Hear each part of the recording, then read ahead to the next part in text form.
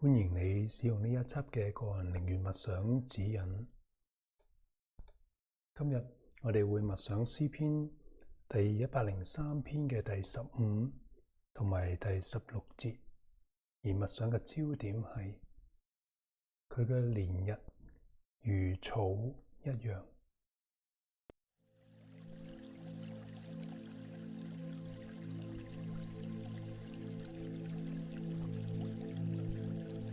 喺開始靈緣之前，讓我哋先調校好自己嘅坐姿，腰背挺直而放鬆，雙腳平放喺座位上邊，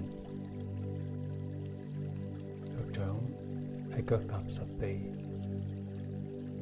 讓身體能夠既保持放鬆，又保持專注。我哋可以透過自然嘅一呼一吸，幫助自己進入寧靜同埋專注。當我哋慢慢呼氣嘅時候，我哋向主呼出對主嘅渴望；當我哋吸氣嘅時候，我哋吸入主對我哋嗰份嘅慈愛。就願意我哋透過自然嘅一呼一吸，幫助自己能夠喺安靜嘅裏邊去意識主呢份生命賜予嘅臨在。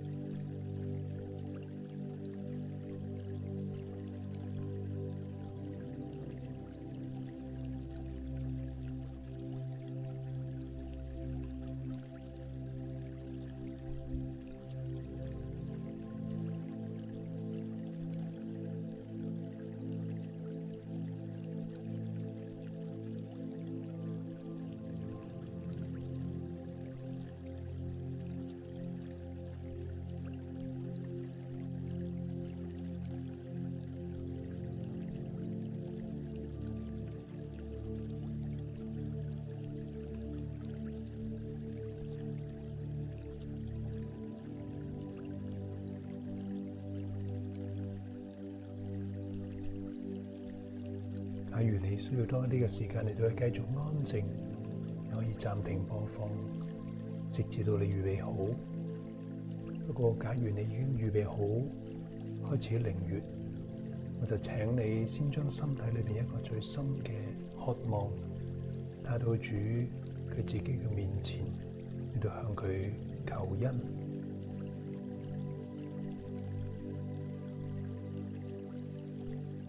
我會為你誦讀經文前後3次，請你用心嘅聆聽。喺每次誦讀之間，都會有時間俾你去默想，去留意經文俾你嘅觸動。當你留意到呢啲嘅觸動，呢啲經文字句對你嘅吸引，又留意到神透過呢啲嘅觸動嚟到同佢哋講說話嘅時候，你就可以自然嘅進入心土，嚟到同主彼此嘅對話。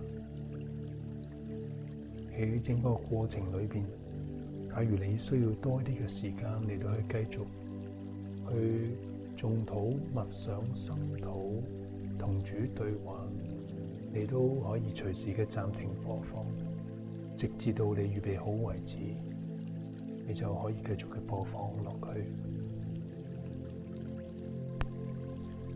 詩篇第103篇第15至到第16節嗰度咁話：至於世人，佢嘅年日如草一樣，佢興旺如野地嘅花，不過經風一吹就歸無有，佢嘅原處亦都唔再認識佢。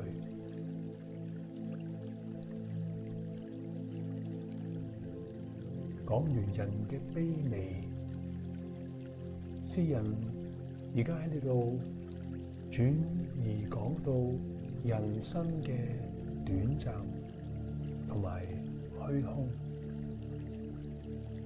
請問你係點樣理解自己嘅人生？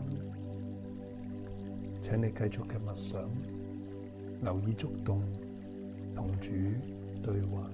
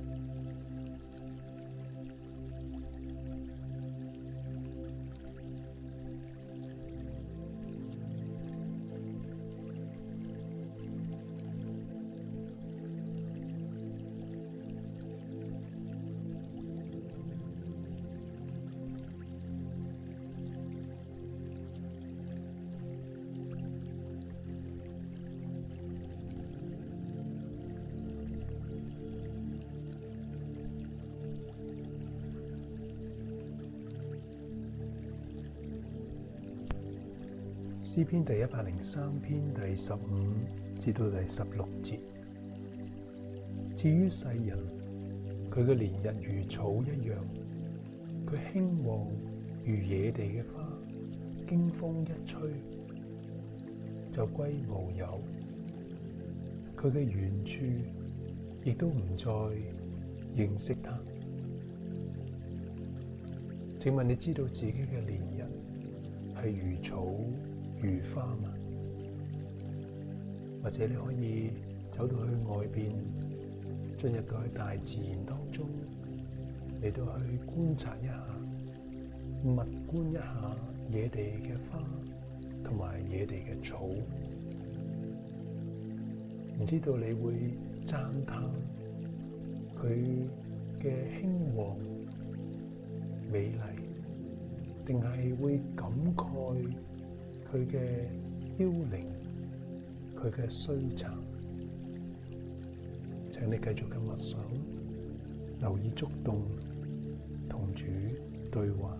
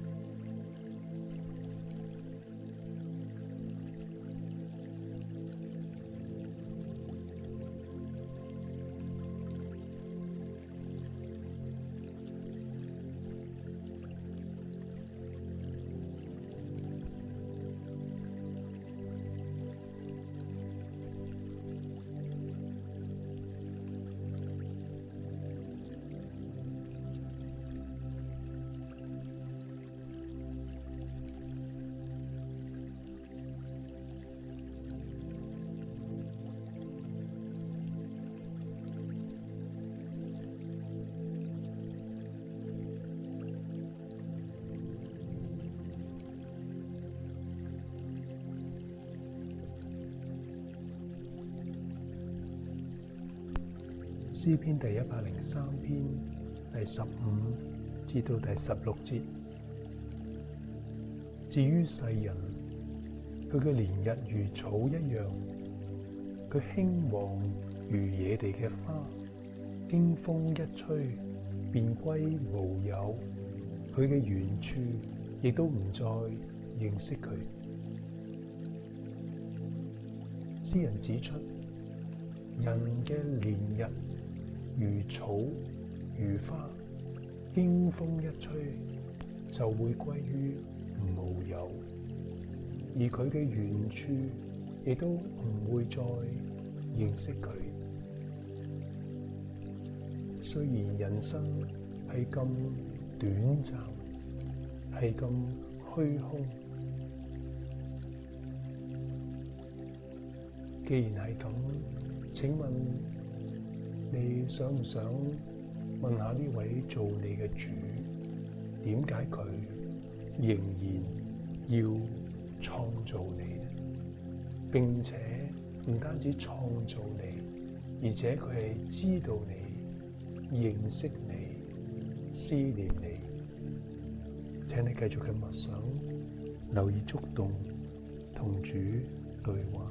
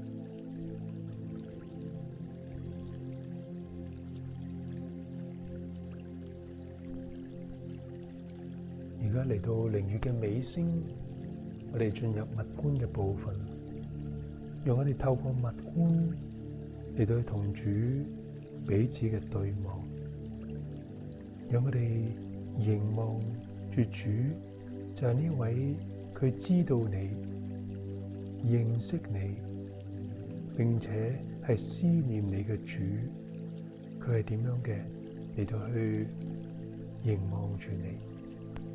一切都唔需要講任何嘅說話，讓我哋單單安息喺主嘅懷抱去享受主嘅呢份同在。